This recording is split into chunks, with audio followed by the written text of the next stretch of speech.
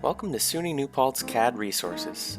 This channel will hopefully be a resource to help you learn the Rhino 3D software and complete your weekly CAD 1 assignments. Let's get started. So first things first, we're going to create a new Rhino document, and we want to make sure we select small objects millimeters. This is totally optional, but I find it helpful. If you go up to the command line and you type in notes, you get this window here.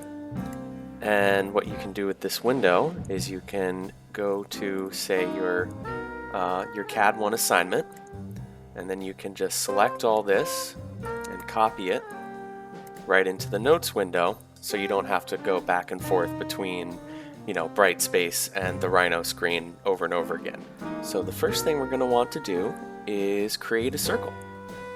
And then we have to put that circle on a layer that's named for what it is. So there's two ways of creating a circle, and this is true for any of the other 2D primitives that we're going to be creating for this assignment pretty much.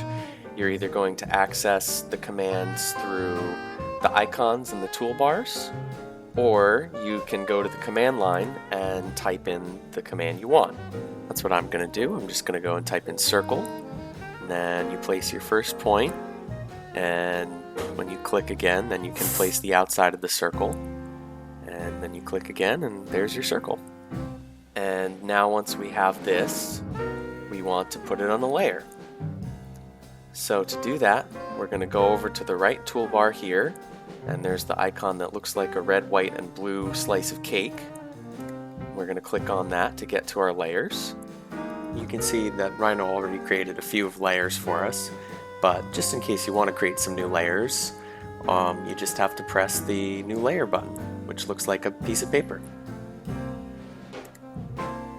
And to get this circle onto a different layer, it starts on the default layer, this black one with the check mark.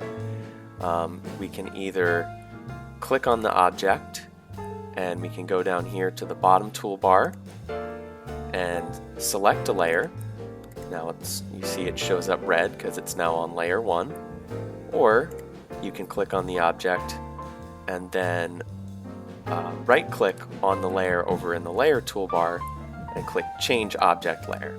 Either way you do it works fine. The last thing you're going to want to do is go into the layers toolbar, and you're going to want to double click on the layer, and you can just type in a new name. So that layer is going to be circle.